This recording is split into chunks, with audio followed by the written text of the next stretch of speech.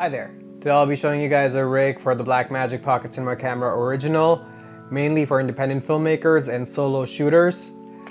Just because solo shooters are responsible for recording video and audio all by themselves, and this might help you if you're a solo shooter. Let's get started.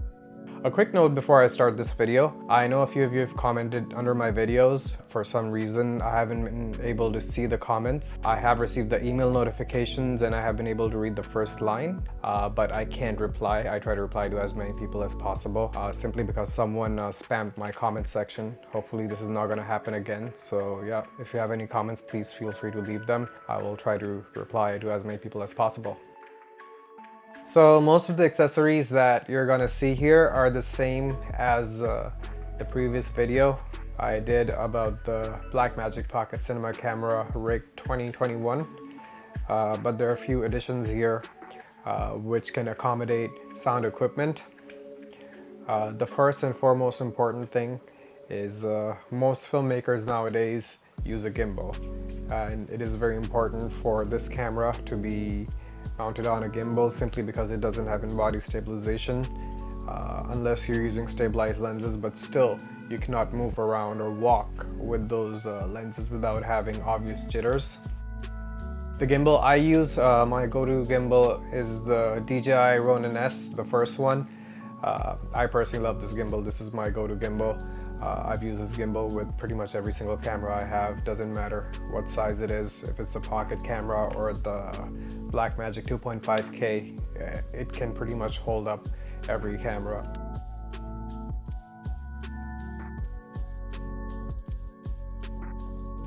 So, also previously I've done a video on recording sound with the Blackmagic Pocket Cinema Camera, and I have said this multiple times that it does not capture good sound.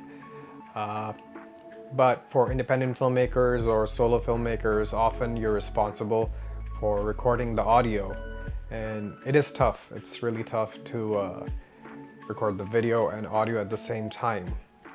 So in this case, with this gimbal, we'll be attaching one accessory, which is this arm grip here.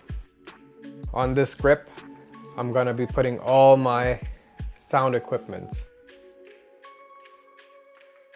For this video, I'm using the Zhiyun H4N Pro, the Rode NTG2, and the Rode Wireless Go.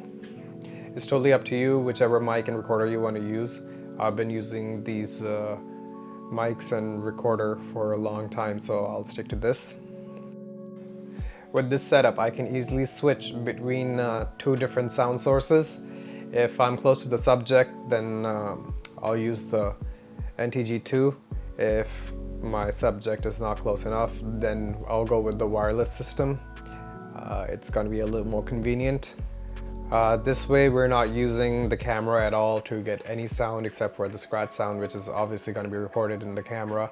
This way we still have a good solid audio getting recorded in the recorder, which can be synced in post.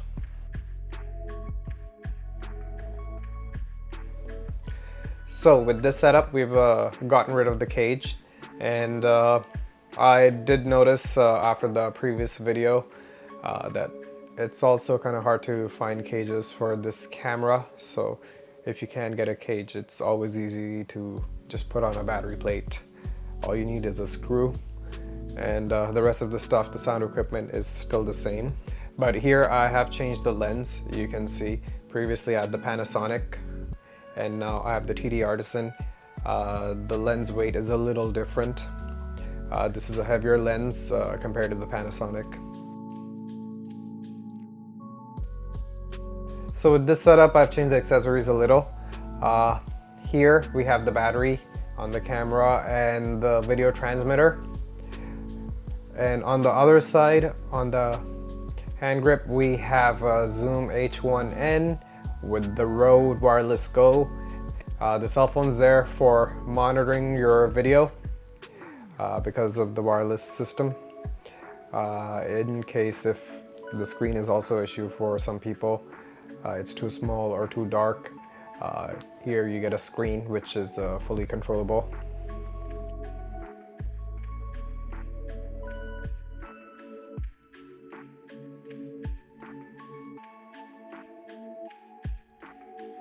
I know the H1 is not a very popular choice for a lot of people, but still it's a better option than recording sound in camera.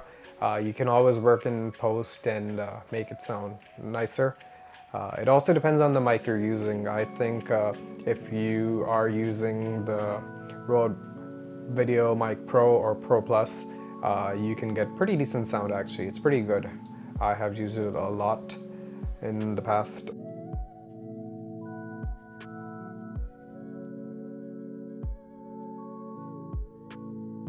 So with this kind of a setup, it makes things easier for independent filmmakers or solo shooters, simply because now you can control everything. If you want to monitor the audio, you can use any headphones you want. I think that's a very important thing, to monitor the audio if there's any interference or any frequency issues. But for solo shooters, it becomes a little tough to manage both, and this is a camera where you can't rely on the sound because the final product is not going to be good. It's not designed for that. So this way you can have a good video and a good audio, and you can do it all by yourself. It does get a little tough because I have used this setup in the past, more with the Zoom H4N and the Rode NTG, and it does get quite heavy, but it's something that you can pull it off. I do suggest take breaks when you're filming, just get a little rest. So if you're a solo shooter, this is a way to go. This way you don't have to ask for favors, you don't have to rely on other people or wait for them to be available to record sound. Here you have full control over the whole thing. For this kind of setup, you can use any gimbal you want, any gimbal you like personally. I use the Ronin S mostly. I'm still looking for a lighter gimbal actually for this camera. And I've also ordered something, it's on the way. Yeah, you can use any gimbal you like, and just add this extra accessory, this hand grip. It all depends how you design it, but the most important thing is that you have control over everything right there in your hands.